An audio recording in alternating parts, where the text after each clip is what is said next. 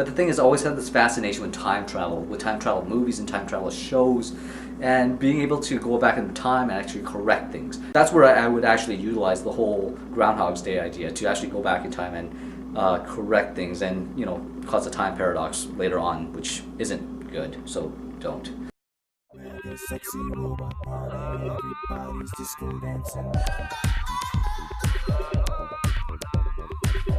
Sexy robot party, everybody's disco dancing. Happy Groundhogs Day! So I'm recording this on Wednesday, so I'm not exactly sure if Puxatony fell size shadow or not.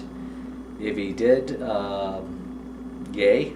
Actually, I have no idea which is good news and which is bad news, which is summer. I think it's not seeing your shadow. Should be A-okay. But with the warm winter we're having right now, I don't think it's a big deal.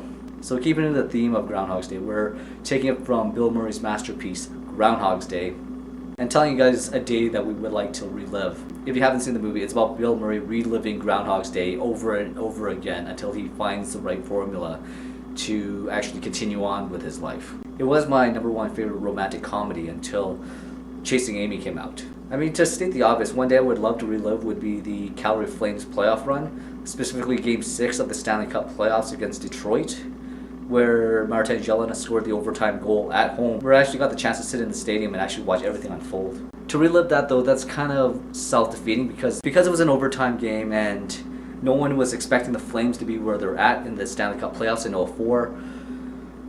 That itself was that was a very magical moment in sports for me. And not because I was able to watch it there live, but because I was surrounded with my closest friends at the time for me to actually share the experience with.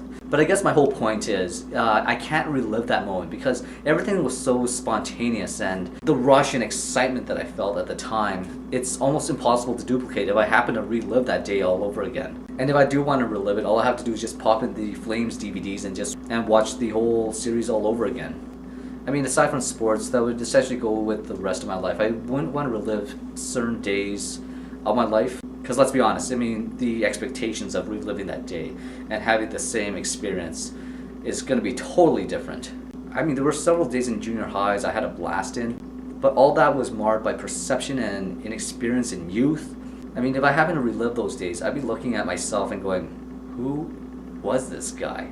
We'll see Kitty tomorrow, unless a whole Groundhog Day phenomenon occurs and I'm having to relive February 2nd all over again.